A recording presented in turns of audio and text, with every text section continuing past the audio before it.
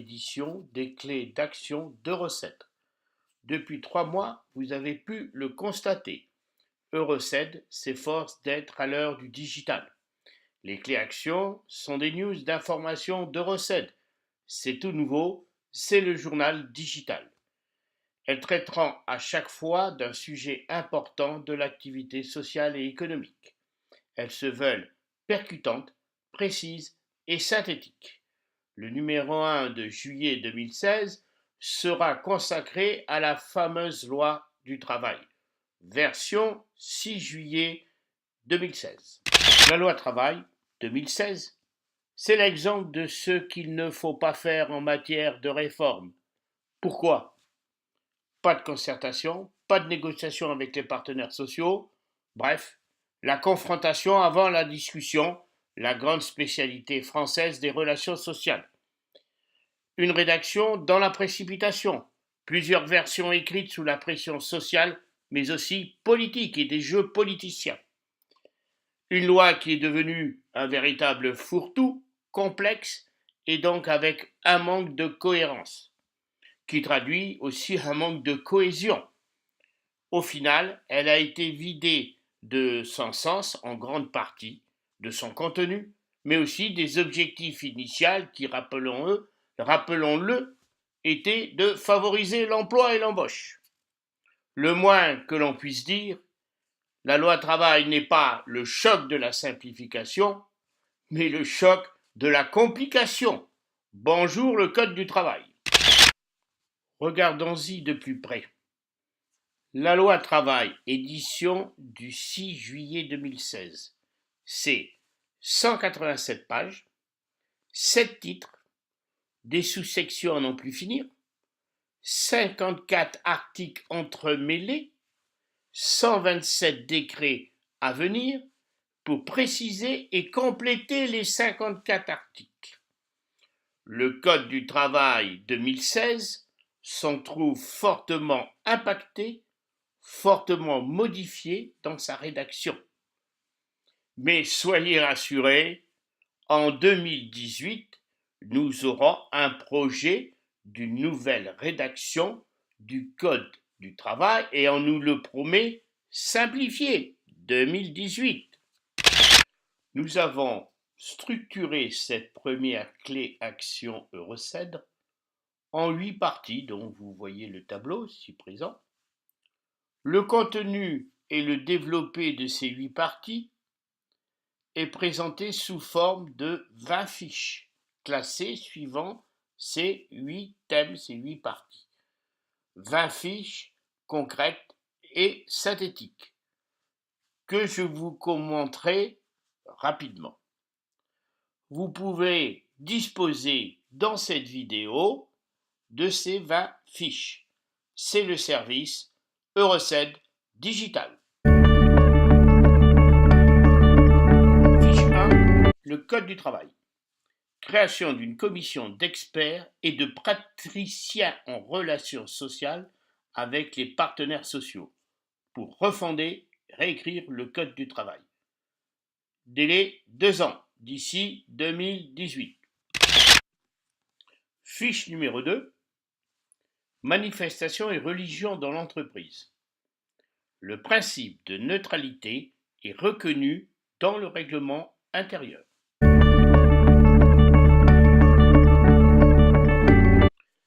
Fiche numéro 3. Le temps de travail. Les 35 heures sont maintenues. Les accords d'entreprise primeront sur ceux des branches. La durée maximale quotidienne passe à 12 heures, de 10 à 12 heures. La moyenne hebdomadaire pourra être portée jusqu'à 46 heures. Par contre, le paiement des heures supplémentaires pourra être ramené à 10%, donc en baisse. Le forfait jour est sécurisé pour les entreprises.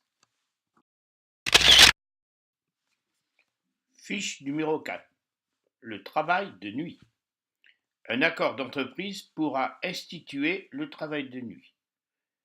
Il reste exceptionnel et peut être refusé par un salarié qui aurait des obligations familiales. Les conditions de travail de nuit sont reprécisées longuement dans cette loi travail. Fiche numéro 5. Congés et congés exceptionnels. Les jours fériés, de solidarité, les congés payés, les congés exceptionnels, les congés pour création d'emploi ou reprise d'entreprise, et enfin le compte épargne-temps sont précisés sur 49 pages. Il en est de même pour la programmation des CP.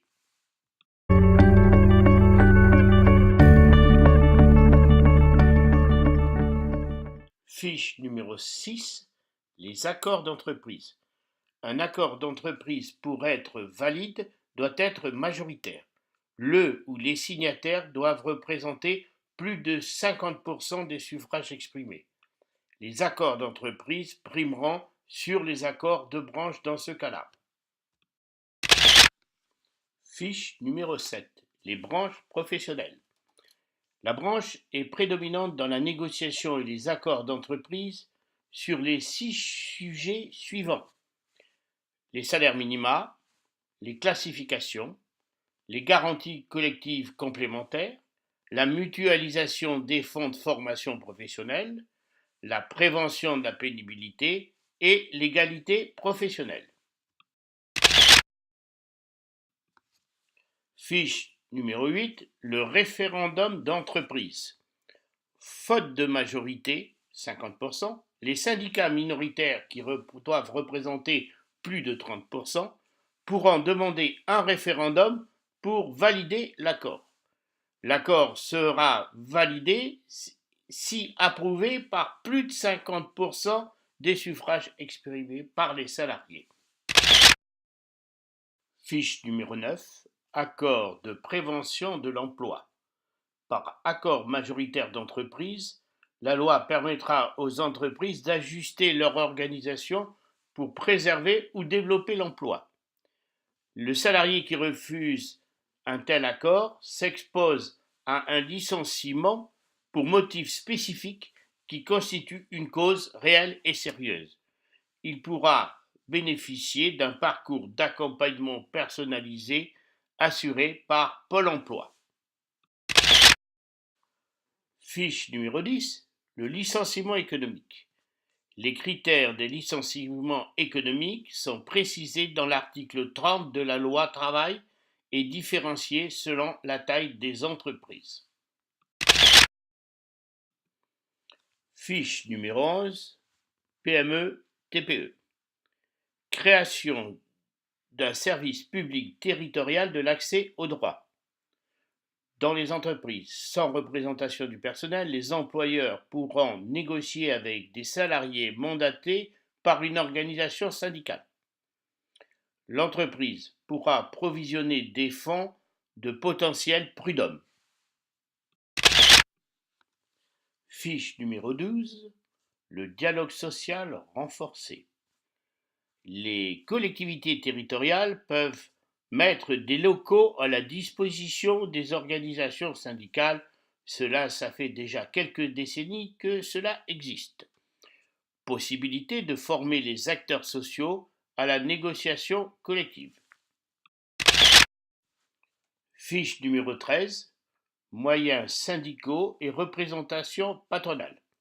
Le temps mensuel de délégation du délégué syndical est augmenté de 20%.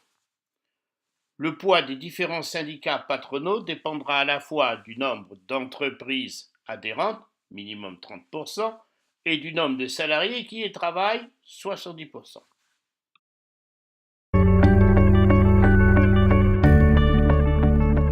Fiche 14. Le compte personnel d'activité.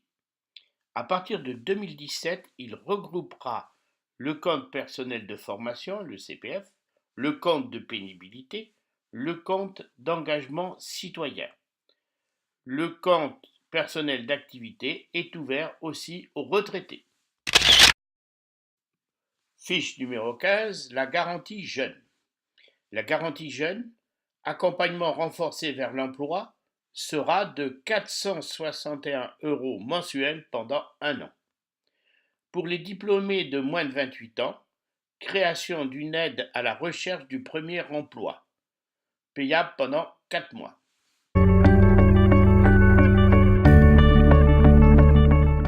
Fiche numéro 16. Responsabilité sociale des plateformes. Une responsabilité sociale des plateformes est mise en place. Les travailleurs des plateformes bénéficient d'un droit d'accès à la formation professionnelle et de toute une série d'autres droits sociaux, comme par exemple le droit de grève, le droit de formation. Fiche numéro 17, le télétravail. Engagement d'une concertation sur ce thème avant le 1er octobre 2016, mais aussi droit à la déconnexion.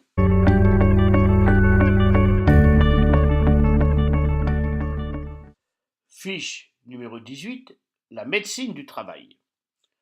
Plus de visites médicales à l'embauche systématique, sauf pour les postes à risque. Le salarié bénéficiera d'un suivi individuel de son état de santé par le médecin du travail.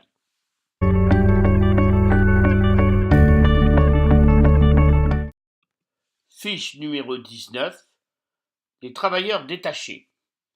Renforcement des obligations des maîtres d'ouvrage et des donneurs d'ordre en cas de recours de prestataires établis à l'étranger.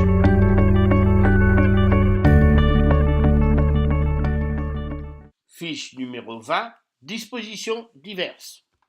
Le corps de l'inspection du travail est ouvert à 250 postes chaque année. La présence d'amiante sera recherchée préalablement à toute opération comportant des risques d'exposition des travailleurs à l'amiante. Vous avez eu un premier aperçu de ce que pourra être la loi travail. Vous l'avez constaté, tout ceci est très entremêlé et très flou.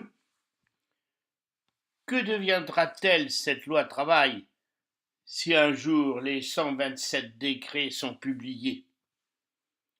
La tâche des DRH, des managers, des entreprises, des PME, TPE notamment, sera de plus en plus complexifiée, notamment après la loi Rebsamen. Par contre, ces dérives juridiques du droit du travail et des relations sociales représentent de bonnes affaires pour les cabinets d'avocats, sans parler de toute la jurisprudence à venir. Les juges auront aussi beaucoup de travail. Merci de votre attention. Euroced Digital, c'est l'e-learning dans les relations sociales et dans l'expertise sociale.